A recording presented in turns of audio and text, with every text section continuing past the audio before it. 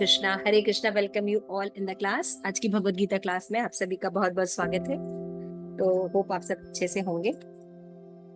तो आज हम एक नया लेसन शुरू कर रहे हैं। अब 10 चैप्टर कंप्लीट हुए भगवान का ऐश्वर्य। आज 11 चैप्टर जो है वो हम करेंगे विराट रूप, है ना, यूनिवर्सल फॉर्म। तो भगवान ने बहुत बार अपना विराट रूप दिखाया है ना, लेकिन विश्व रूप और जो भगवान अपना एक्सपेंड करके रूप दिखाए श्रीमद् भागवतम में बहुत बार, उन दोनों में अंतर होता है ना। तो विराट रूप क्या है उस चैप्टर में क्या क्या इंपॉर्टेंट चीजें हैं वो हम देखेंगे। तो प्रार्थना कर लेते हैं। नमः ओम विष्णुपादाय कृष्ण प्रेष्ठाय भूतले श्रीमते भक्ति वेदांत स्वामी निधि नामिने नमस्ते सारस्वती देवे गौरवाणी प्रचारिणे निर्विशेष शून्यवादी पाश्चात्य देश तारिणे। प्रेम से कहो जय श्री कृष्ण चैतन्य प्रभु नित्यानंद श्री अद्वैत गदाधर शिवसादि गौर भक्त वृंद।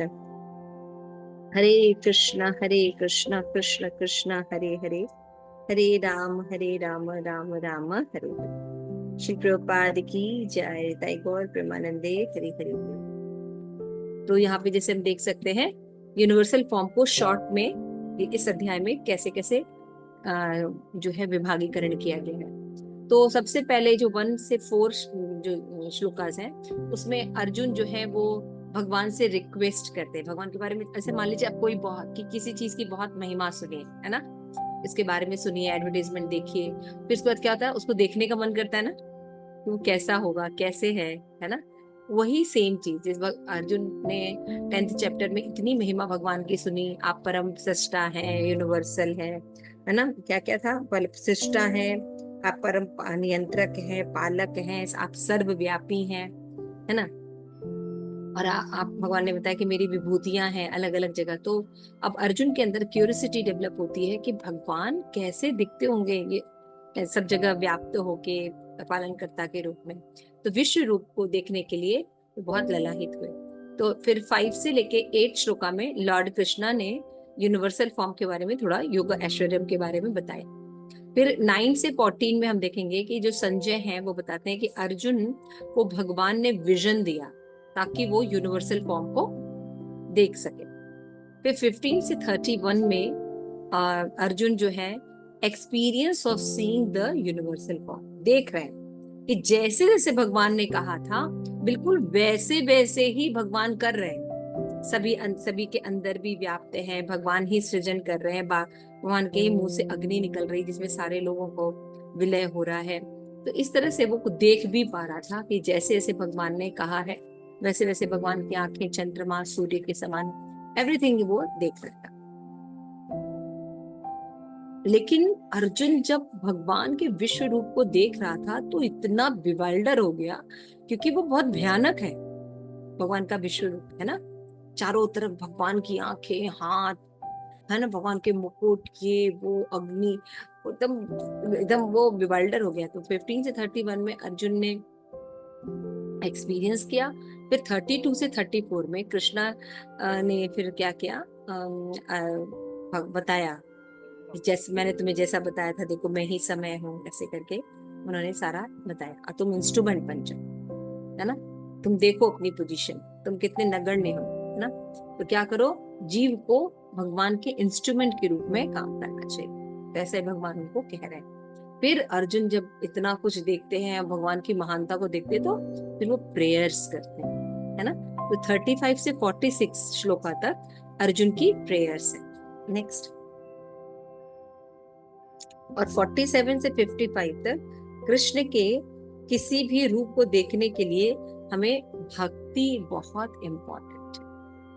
तो यूनिवर्सल फॉर्म का ये देखने का मतलब ये है कि भगवान किस तरह से हर चीज में व्याप्त है, ये कितना सत्य है ना, यूनिवर्सल फॉर्म। तो आइए क्लास शुरू करते हैं। तो पिछले अध्याय में हमने देखा था 10.42 श्लोका में, है ना, कि भगवान कहते हैं कि वे अपने तेज के एक अंश मात्र से क्या कर सकते हैं, पूरे जगत को धारण करते हैं और इसमें व्याप्त रहते हैं, है ना। अंश मात्र है, भगवान एक अंश मात्र से ऐसा कर सकते हैं।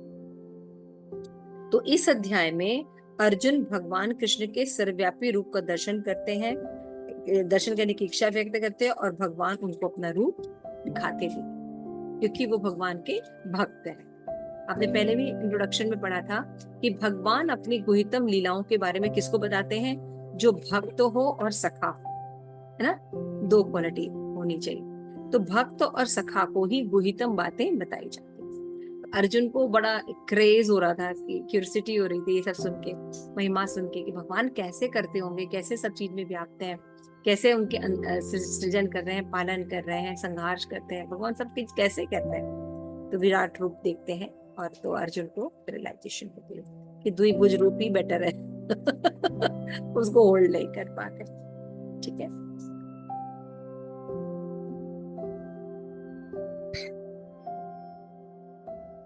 तो आज हम फर्स्ट श्लोक पढ़ेंगे पहले। विराट रूप। अर्जुन उवाच मद अनुग्राहे परमं गुह्यम् आध्यात्म संगीतम् यत् त्वया उत्तमं वच तेन मो अयं विगतः। अर्जुन उवाच, अर्जुन ने कहा, मत अनुग्राह, यानी मुझ पर कृपा करने के लिए, परमम परम, गुह्यम गोपनीय, अध्यायम आध्यात्म आध्यात्मिक, संगीतम नाम से जाना जाने वाला विषय, यत यानी जो, त्वया यानी आपके द्वारा, उक्त कहे गए, वचा शब्द यानी तेन उनसे, मोह यानी मोह, अयम यानी यह, विगत यानी हट गया, मम यानी मेरा। तो अर्जुन ने कहा, आपने जिन अत्यंत गुह्य आध्यात्मिक विषयों का मुझे उपदेश दिया है, उसे सुनकर अब मेरा मोह दूर हो गया है। आइए तात्पर्य पढ़े। कौन पढ़ेगा तात्पर्य? यस, नरसिंह सरस्वती माता जी पढ़िए।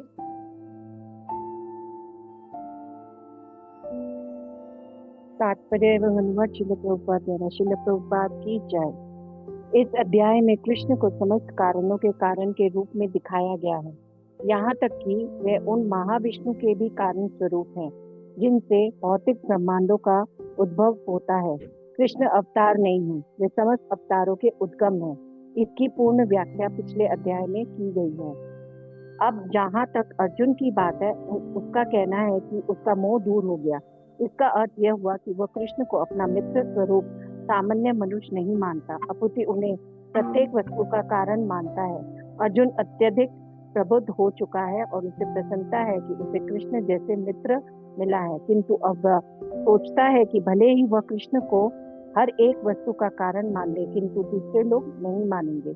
अतः इस अध्याय में यह सबों के लिए कृष्ण की अलौकिकता स्थापित करने के लिए कृष्ण से प्रार्थना करता है कि वे अपना विराट रूप दिखलाए। वस्तुतः जब कोई अर्जुन की तरह कृष्ण के विराट रूप का दर्शन करता है तो वह डर जाता है, किंतु कृष्ण इतने दयालु हैं कि इस स्वरूप को दिखाने के तुरंत बाद वे अपना मूल रूप धारण कर लेते हैं।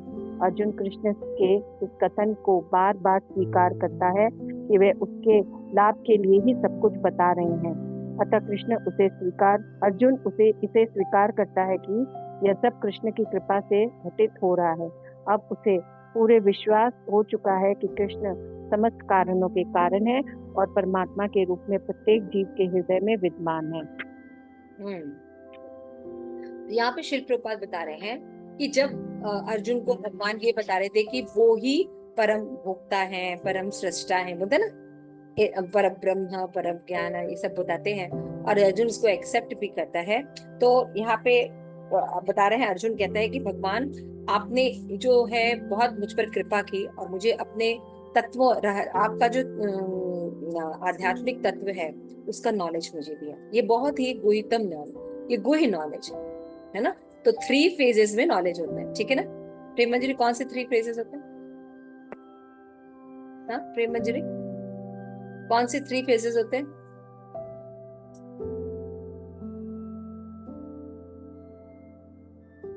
आवाज नहीं आ रही है आपकी।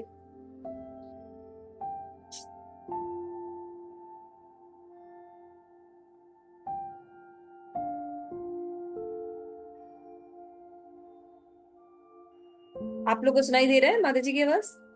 नहीं माता नहीं आ रही ना, आवाज नहीं आ रही। चलिए ठीक है, और कोई बताइए। नहीं, yes Yamuna, what is the 3 phrases of knowledge? ब्रह्म, परमात्मा, भगवान। नहीं नहीं, ब्रह्म परमात्मा नहीं, तीन तीन तरह के नॉलेज होते हैं ना, गुहि, गुहितम और गुहितर। गुहि, गुहितर और गुहितम, है ना? इंग्लिश में कैसे बोलेंगे? कॉन्फिडेंशियल, मोर कॉन्फिडेंशियल, मोस्ट कॉन्फिडेंशियल, है ना? तो भगवान ने सबसे पहले नॉलेज क्या दिया कि you are not this body, you are soul. ये गुहि ज्ञान है, ये भी बहुत नॉलेज जो है इतना इजी नहीं है कि ये समझना कि मैं शरीर नहीं आत्मा हूँ, भगवान है, भगवान सच्चिदानंद रूप है, भगवान सर्व कारण कारण। ये क्या है? ये सब गुहि नॉलेज है ना। तो अर्जुन कह रहा है कि भगवान थैंक यू सो मच कि आपने मुझे ये नॉलेज दिया, अपने विषय में उपदेश दिया, और जब मैं ये सुना हूं तो अब मुझे ऐसा लग रहा है कि वो अर्जुन डिप्रेशन में था, है ना? अर्जुन कंफ्यूज था, संशय था। क्या संशय था? कि उसके लिए क्या श्रेयस है वो डिसाइड नहीं कर पा रहा था, है ना? अभी अर्जुन कह रहा है कि मुझे एक चीज के बारे में बिल्कुल समझ में आ गया। हम सब भी जब भक्ति से नहीं जुड़े थे तो अपने बारे में या हमें क्या करना है या कुछ करते थे, उसमें थोड़ी देर के तो अच्छा लगता था, फिर उसके बाद फिर उसमें जैसे बोरियत और अजीब सा लगने लगता था, है ना? तो हमको समझ में नहीं आता है कि आता था कि हम क्या करें, है ना? कभी कोई चीज बहुत अच्छी लगती है, कभी कोई चीज बहुत बुरी लगती है, कभी ये डिसीजन ठीक लगता है, कभी वो। तो हम कुछ भी करते हैं थोड़े समय के लिए तो नवीनता रहती है तो अच्छा लगता है, लेकिन उसके बाद फिर बोरियत शुरू हो जाती। कितने लोगों को ऐसी फीलिंग थी, है ना? क्योंकि हमको लगता है कि ये जो भौतिक जगत है, ये भौतिक जगत का जो ज्ञान है, ये जीव को उत्कृष्ट करता है ना? प्रगति की तरफ लेके जाता है। लेकिन भौतिक जगत का जो नॉलेज है, जो कि आसुरिक नॉलेज है, ये आसुरिक नॉलेज शोक और मोह में ही कंप्लीट होता है। समझ में आ रहा है? और इसमें जो ज्ञान मिलता है ये भी अधूरा मिलता है, डिस्ट्रक्टिव मिलता है, जिसको करने से डिस्ट्रक्शन होता है। तो भक्ति का जो ज्ञान के अभाव में ये सब सारी चीजें होती है ना? कि जीव समझ नहीं पाता। मान लीजिए अगर कोई बहुत इंटेलिजेंट है तो वो थोड़ा सा माया से फाइट करता है और करता है, कुछ स्टैब्लिश कर लेता है, लेकिन ज्यादातर एवरेज लोग होते हैं, है ना? दुनिया में परसेंटेज सबसे ज्यादा किसकी होती है? देखो, लो लोग भी बहुत कम होते हैं, हाई लोग भी बहुत कम होते हैं, एवरेज लोग सबसे ज्यादा होते हैं अगर पॉपुलेशन में आप देखिए। ठीक है ना? एग्री कर रहे हैं ना? तो एवरेज लोगों का जो तरीका होता है वो होता है कि दे आर, अगर आपको अपना याद होगा ट्वेल्थ के बाद, तो you are not very sure कि what you have to do, क्या करने से मुझे खुशी मिले, है ना? तो बहुत से लोगों का एम बहुत स्ट्रांग होता है तो फिर वो उस पर वर्क करने लगते हैं, लेकिन जिनका एम स्ट्रांग नहीं होता वो फिर ये भी करते हैं और भी कुछ ट्राई करते हैं लाइफ में भी, फिर वो बहुत कुछ करते हैं, अफेयर्स करते हैं, है ना? या शराब वगैरह पीते हैं, जैसे जो भी चीजें हैं वो उनको करते हैं। अच्छा, मटेरियल नॉलेज का दिक्कत क्या है? कि मटेरियल नॉलेज अधूरा ज्ञान है ना? मटेरियल नॉलेज जो है वो शरीर बेस्ड नॉलेज, और दिक्कत क्या है कि हम शरीर नहीं।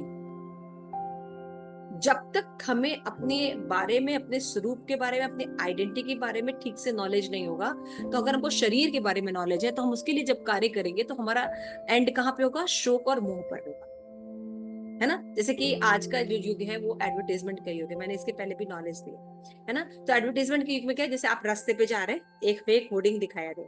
क्या होर्डिंग दिखाई दिया?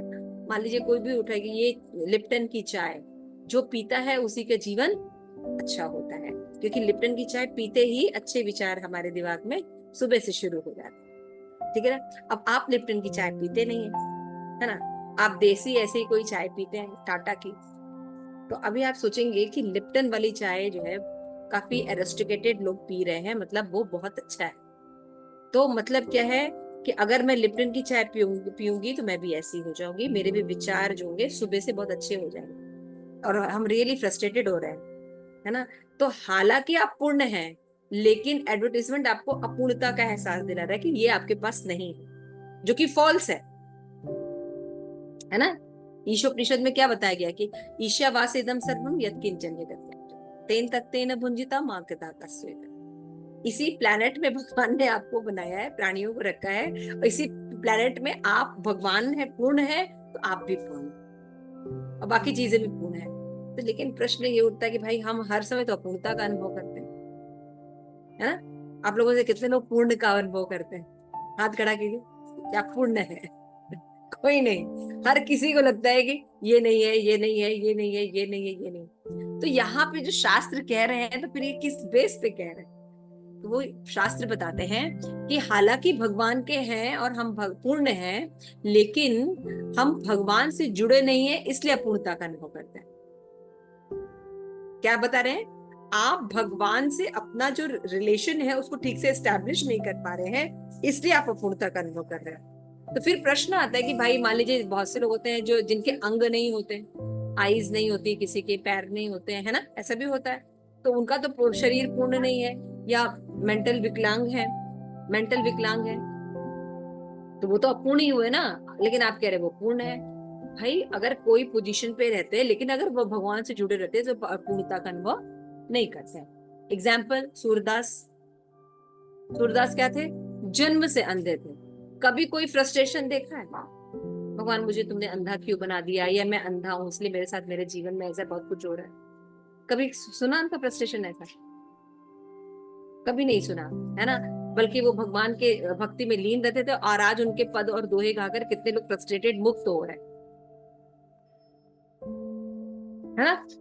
चलिए, आप कहेंगे माता जी तो सूरदास थे, पता नहीं हमने देखा नहीं। तो चलो ठीक है, आज के इस कॉन में बहुत से एग्जाम्पल दिखा देते हैं, है ना? मैंने बहुत से एग्जाम्पल देखे हैं, जैसे चैतन्य चरणदास प्रभु जी, है ना? बॉडली उनके पास कितनी चीजें नहीं है ना? ही कांट वॉक, है ना? ही कांट सिट, लेकिन उनको पूर्णता का एहसास नहीं होता। आज कितने लोगों के यूथ के वो मार्गदर्शक हैं, है ना? इस्कॉन के एक मार्गदर्शक है। क्यों? क्योंकि उन्होंने सही से भगवान को एक्सेप्ट किया अपने जीवन में। तो शारीरिक अपूर्णता या बाह्य अपूर्णता मायने नहीं रखते। क्लियर हो गया? जब आप एक मेन सोर्स से जुड़े रहेंगे जिसके आप हैं, तो आपको बाकी किसी चीज की जरूरत नहीं महसूस होगी। हमारे जीवन में जब कभी भी आपको फ्रस्ट्रेशन हो, कभी भी आप देखिएगा आपकी भक्ति अच्छी क्वालिटी की नहीं हो रही, आपका एसोसिएशन अच्छा नहीं हो रहा हो, है ना? आप जरूर जरूर भक्ति के भक्तों से दूर हो रहे हैं, या भक्ति की एक्टिविटी से दूर हो रहे हैं। क्यों नर्सिंग इज राइट?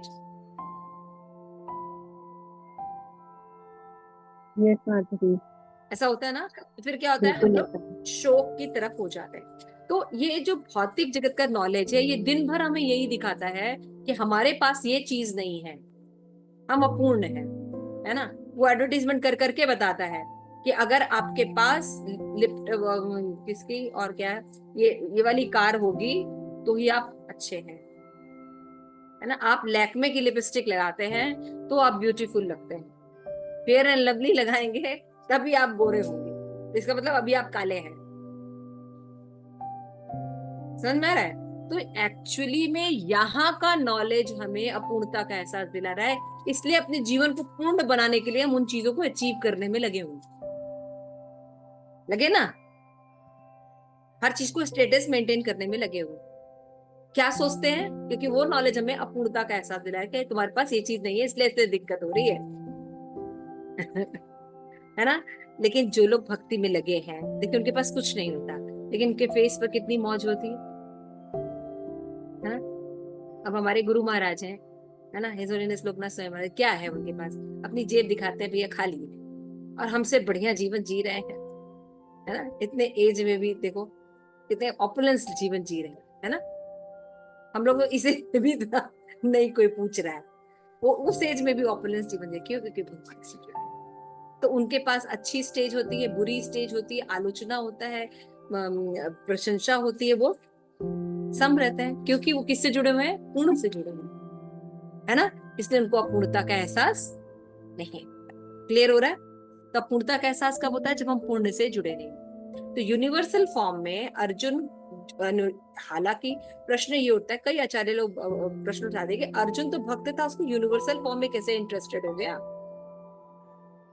तो अर्जुन जानता था कि आगे कलयुग आने वाला है, लोग इतने बुद्धिमान नहीं होने वाले हैं कि कहे हम भगवान ने कहा और हमने विश्वास कर लिया, वो हर चीज का प्रमाण मांगे। तो अगर हम यूनिवर्सल फॉर्म देखेंगे तो हमारे पास प्रमाण रहेगा कि भगवान ने जो बातें कही हैं वो एक्चुअल में भी है ना। लेकिन हमेशा याद रखिए, ये जो यूनिवर्सल फॉर्म है ये शाश्वत नहीं है। क्लियर हो गया? ये भगवान ने क्रिएट किया है दिखाने के लिए।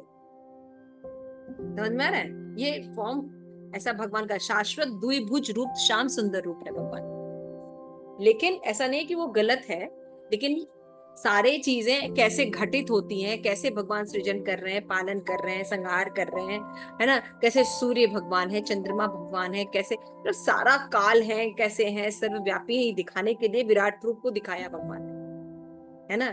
जैसे कि यशोदा मैया को दिखाया है ना, मुंह में पूरे ब्रह्मांड का दर्शन कराया। तो क्या वो रूप है भगवान का? नहीं, वो ओरिजिनल रूप नहीं।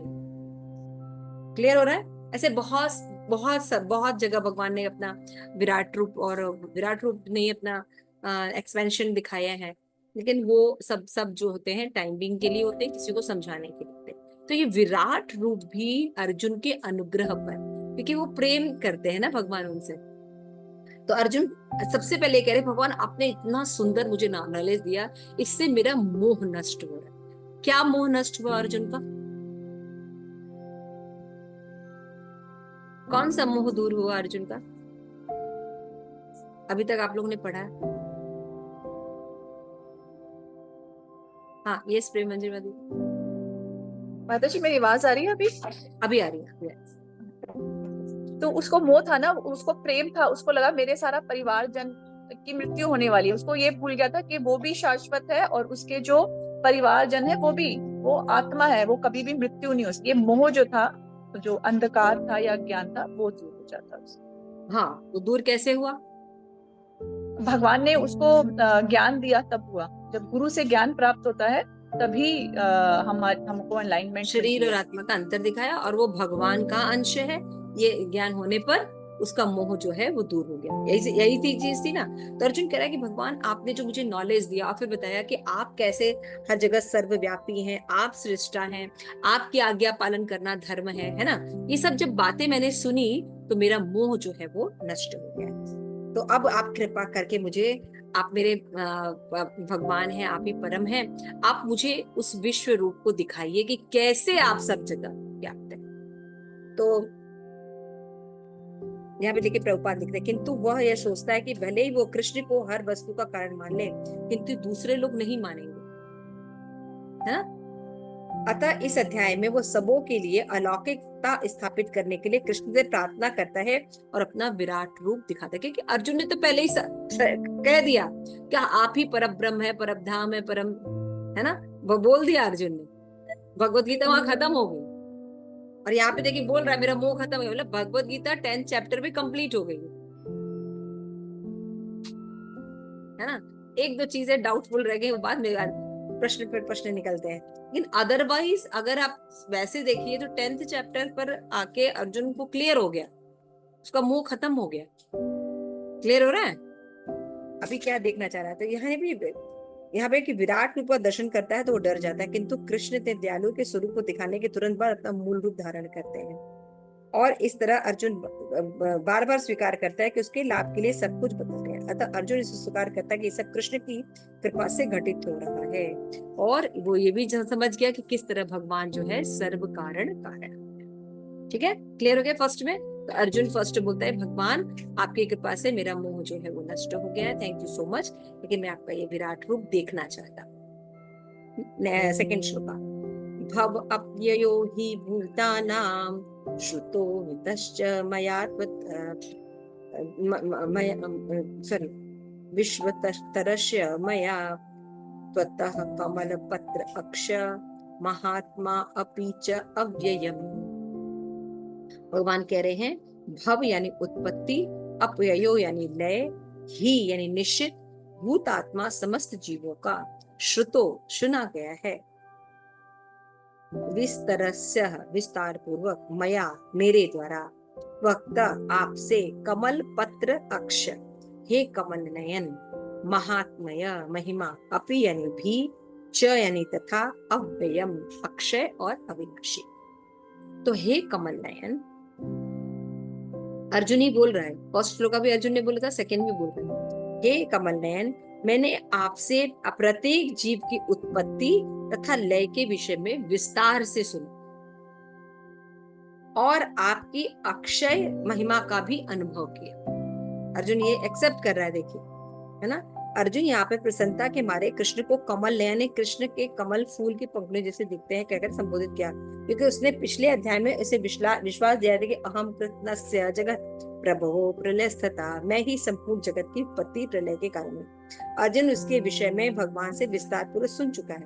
अर्जुन को यह भी ज्ञात है कि समस्त उत्पत्ति तथा प्रलय के कारण होने के अतिरिक्त वे सबके पृथक रहते हैं। दोनों नॉलेज है भगवान का। क्या नॉलेज है?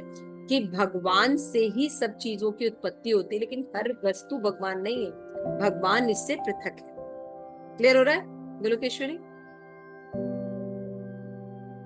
यस माता जी।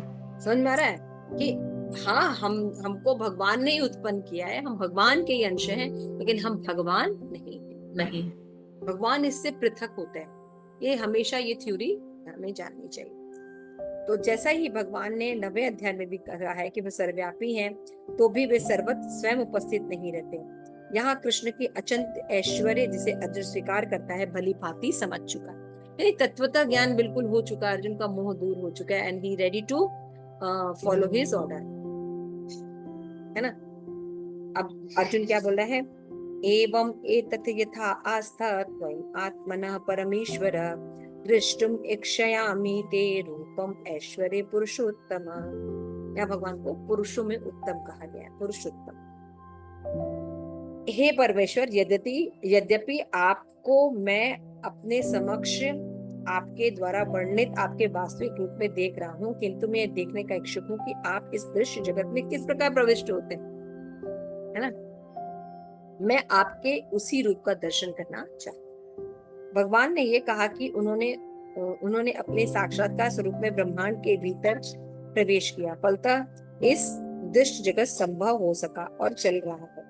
यहाँ तक अर्जुन का संबंध है वो कृष्ण के कथनों से प्रोत्साहित है, किंतु भविष्य में उन लोगों को विश्वास दिलाने के लिए श्री कृष्ण को सामान्य पुरुष के रूप में सोच सकते हैं। अर्जुन चाहता था कि भगवान के विराट रूप में देखें, जिससे वे ब्रह्मांड के भीतर काम करते हैं, यद्यपि वे उससे पृथक हैं। क्लियर हो रहा है? देखिए, फिर प्रभुपाद ये एक्सप्लेन कर रहे हैं कि क्यों अर्जुन विराट रूप देखना चाहता था। वो इस बात को प्रमाण के द्वारा कलयुग के लोगों के लिए स्थापित कर रहा था, है ना। क्योंकि लोग जितनी जल्दी एक्सेप्ट नहीं करते, मूर्ख होते हैं ना, है ना। जैसे हम कलयुग के लोग मूर्ख थे, तो इसलिए क्या बताया जाता है कि भाई अपराध 10 प्रकार के अपराध होते हैं, उनसे बचो। मूर्खों की लिस्ट दी जाती है ना। जैसे बहुत से लोग ये क्लेम करते हैं कि भाई तुम्हारे गौड़िया वैष्णव में ये अपराध के लिस्ट है ना, बाकी संप्रदायों में तो ये है नहीं है ना। बाकी जो संप्रदाय उसमें ये सब वर्णन नहीं है। भाई बाकी संप्रदाय बहुत प्राचीन समय से है, श्री संप्रदाय, रुद्र संप्रदाय बहुत पहले के हैं, है ना। लेकिन ये तो भी चैतन्य महाप्रभु ने स्टैब्लिश किया, तो हम इस संप्रदाय को गौड़िया वैष्णव संप्रदाय चला है ना। तो गौड़िया वैष्णव संप्रदाय में लोग मूर्ख थे। तो अगर ध्यान से अगर अपराध देखिए तो पहला अपराध क्या है राजेश्वरी? प्रचार कार्यों में लगे हुए महाभागवतों की निंदा करना। हाँ, भागवतों को निंदा करना, ये बोलने जैसी बात है? ये तो सामान्य आचरण होना चाहिए ना, कि साधुओं के कोई उस समय जब रामानुजाचार्य थे, रुद्र थे, शंकर जी थे, है ना, लक्ष्मी जी थी, तो उनके समय में लोगों को ये बताना नहीं पड़ता था साधु की निंदा मत करो, है ना। वो तो कलयुग के लोगों को बताना पड़ता है ना, क्योंकि वो बहुत हर किसी की निंदा में लगे रहते हैं। उनको समझ में नहीं आता किसका करना चाहिए किसका नहीं करना चाहिए। देख रहे होंगे आप कलयुग के लोगों को, है ना। ऐसे पूरी लिस्ट पढ़ लीजिए। तो ये सदाचार था पहले के लोग कि भगवान कृष्ण ही भगवान है, देवी देवता है ना। और गुरु की अवज्ञा ये बोलने वाली बात है नहीं, हमें बताई जाती है तो कलयुग के लोगों के लिए बताया गया। तो पद्म पुराण में हालांकि इसके बारे में बताया गया है, लेकिन रूप गोस्वामी ने मेंशन क्यों किया? क्योंकि अब जरूरत थी इसको मेंशन करने की, क्योंकि लोगों की बुद्धि कम हो रही। वो नाम तो चैंटिंग करते लेकिन साथ में ये सब अपराध भी करते, है ना। सकाम कर्म के समान भक्ति समझते हैं, नाम के बल पर पाप करते हैं। समझ में आया? तो ये समझाना पड़ा, लेकिन पहले के लोगों ने ये शिष्टाचार होता, ये था ही उनके लाइफ में, उनको समझाने की जरूरत नहीं पड़ती थी। क्लियर हो रहा है? आज से 100 साल पहले भी देखिए लोग साधुओं की निंदा नहीं करते थे, नहीं। अभी तो किसी का भी कुछ भी बोल रहे हैं और बहुत गलत शब्दों का इस्तेमाल करते हैं बिना जाने, है ना।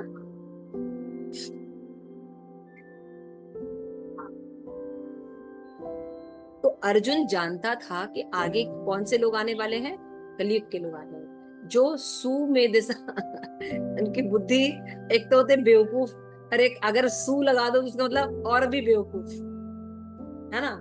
तो उनको बताना पड़ता था। इसलिए भगवान ने कहा कि भाई इन लोगों को समझाने के लिए भाई प्रमाण भी दिया कि विराट रूप अर्जुन ने देखा था, देख लो, है ना। भगवान ऐसे से विद्यमान भी हैं, अर्जुन ने देखा था, हम नहीं देख पा रहे लेकिन अर्जुन ने देखा था। तो प्रमाण देने के लिए अर्जुन ये कर रहा है। अर्जुन द्वारा भगवान के लिए पुरुषोत्तम शब्द बहुत इंपॉर्टेंट है, इसमें कहा है। रूपा लिखते हैं चूंकि वे भगवान है इसलिए वे स्वयं अर्जुन के भी भीतर उपस्थित है, अतः वे अर्जुन की इच्छा को जानते हैं। वे समझते हैं कि अर्जुन को उनके विराट रूप को दर्शन करने की कोई लालसा नहीं है, क्योंकि उनकी साक्षात देखकर पूर्णतः संतुष्ट है। किंतु भक्त क्या होता है, वो भगवान का प्रचार करना चाहता है, भगवान का शुभ आकांक्षी होता है ना। भक्त चाहता है कि भगवान के बारे में लोग सही से बोले करें, तो वो लालसा रखते हैं भक्त लोग। किंतु भगवान ये भी जानते हैं कि अर्जुन अन्यों को विश्वास दिलाने के लिए विराट रूप का दर्शन करना चाहता है। अर्जुन की इसकी तुष्टि के लिए कोई व्यक्तिगत इच्छा न थी।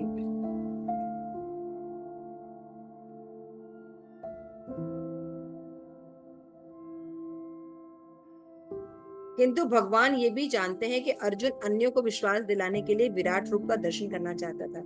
अर्जुन को उसकी पुष्टि के लिए कोई व्यक्तिगत इच्छा न थी। कृष्ण ये भी जानते थे कि अर्जुन विराट रूप का दर्शन एक आदर्श स्थापित करने के लिए करना चाहता है।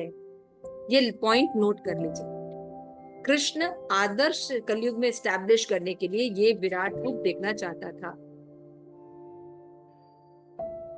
क्योंकि भविष्य में ऐसे अनेक भृत होंगे जो आप अपने आप को ईश्वर का अवतार बताएंगे, है ना।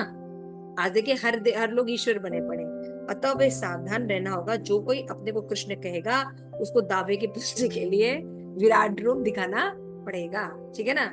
अब कोई बाबा आपको मिले कहे कि मैं ही भगवान हूँ, हाँ ठीक है हम तो मानेंगे। कैसे मानेंगे भाई, विराट रूप दिखा दीजिए, है ना। तो ये सब बड़ा, अभी आप बोलेंगे तो दिखेगा वहां के भी लोग चुप नहीं रहेंगे। अभी कम मंद बुद्धि लोग, मायावादी लोग भी बहुत विशेष घात करेंगे जिसका जवाब आपके पास नहीं होगा। ये आगे के श्लोकों में आप देखेंगे। चौथा श्लोक, मन्यसे यदि तत् अशक्य मया दृष्टुम इति प्रभो योगेश्वर तथा मे त्वं दर्शय आत्मन अव्ययम्। देखो कितनी प्रार्थना कर रहे हैं अर्जुन, है ना। 3 श्लोकों में प्रार्थना की। बोले हे प्रभु, हे योगेश्वर, अभी पुरुषोत्तम कहा, अभी योगेश्वर, यदि आप सोचते हैं कि मैं आपके विश्व रूप को देखने में समर्थ हूँ तो आप मुझे अपना असीम विश्व रूप दिखाइए, है ना। देखिए अर्जुन की प्रार्थना कैसी है, इफ यू वॉन्ट, अगर आप चाहते। तात्पर्य कोई पढ़ेगा इसको? तात्पर्य श्री प्रभुपाद के द्वारा श्रील प्रभुपाद की जय। ऐसा कहा जाता है कि भौतिक इंद्रियों द्वारा तो परमेश्वर कृष्ण को कोई देख सकता है, न सुन सकता है और न अनुभव कर सकता है। किंतु यदि कोई प्रारंभ से भगवान की दिव्य प्रेमा भक्ति में लगा रहे तो वह भगवान का साक्षात्कार करने में समर्थ हो सकता है। प्रत्येक जीव आध्यात्मिक स्फुलिंग मात्र है, अतः परमेश्वर को जान पाना या देख पाना संभव नहीं है। भक्त रूप में अर्जुन को अपनी चिंतन शक्ति पर भरोसा नहीं है। वह जीवात्मा होने के कारण अपनी सीमाओं को और कृष्ण की अकल्पनीय स्थिति को स्वीकार करता है। अर्जुन समझ चुका था कि एक क्षुद्र जीव के लिए असीम अनंत को समझ पाना संभव नहीं है। यदि अनंत स्वयं प्रकट हो जाए तो अनंत की कृपा से ही उसकी प्रकृति को समझा जा सकता है। यहाँ पर योगेश्वर शब्द भी अत्यंत सार्थक है, क्योंकि भगवान के पास अचिंत्य शक्ति है। यदि वे चाहें तो असीम होकर भी अपने आप को प्रकट कर सकते हैं। अतः अर्जुन कृष्ण की अकल्पनीय कृपा की याचना करता है। वह कृष्ण को आदेश नहीं देता।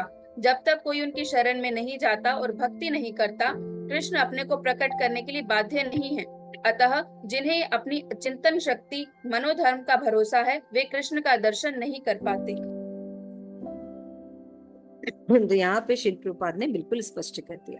तो अर्जुन जो है भगवान से रिक्वेस्ट करता है तो जैसा उन्होंने ऐश्वर्य का वर्णन किया है, वो ऐश्वर्य किस तरह से उनके अंदर है वो उनको दिखाए। तब 5 से लेके 8 श्लोक तक कृष्ण जो है अपने विश्व रूप के बारे में बताए, ठीक है ना। तो विश्व रूप देने से पहले कृष्ण क्या करेंगे, अर्जुन को दिव्य दृष्टि प्रदान करेंगे। तो मायावादी इसी बात को कहते हैं कि देखो विश्व रूप इतना इंपॉर्टेंट है कि उसके लिए दिव्य दृष्टि देनी पड़े। कृष्ण का द्विभुज रूप सेकेंडरी है। हम लोग कहते हैं ना, हम लोग भी यही कहते हैं, कृष्ण का द्विभुज रूप जो है वो सेकेंडरी है। विश्व रूप, सर्वव्यापी रूप, निर्विशेषवादी रूप, वो ही सब कुछ है। क्योंकि उसको देखने के लिए विशेष दृष्टि की जरूरत पड़ती है। कैसे खंडन करें? तो ये आपका होमवर्क है कि आप मायावाद के इस कथन का खंडन कैसे करें कि विश्व रूप को देखने के लिए भगवान ने अर्जुन को दिव्य दृष्टि प्रदान की, अर्थात द्विभुज रूप से विश्व रूप श्रेष्ठ है।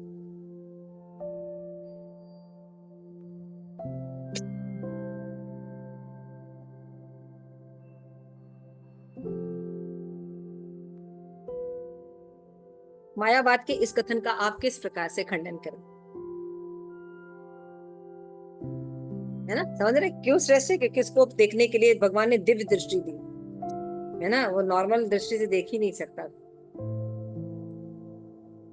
वो ऐसा कहते हैं भगवत गीता, इसीलिए भगवान के निराकार रूप को इम्पोर्टेंट कहते हैं।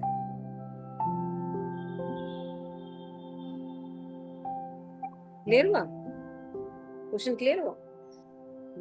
तो मायावाद का ये निर्विशेषवादियों का ये खंडन करना आपको कि भगवान ने अर्जुन को विश्व रूप देखने के लिए दिव्य दृष्टि प्रदान की, यानी उनका द्विभुज रूप जो हुआ वो सेकेंडरी हुआ, नॉन इम्पोर्टेंट हुआ।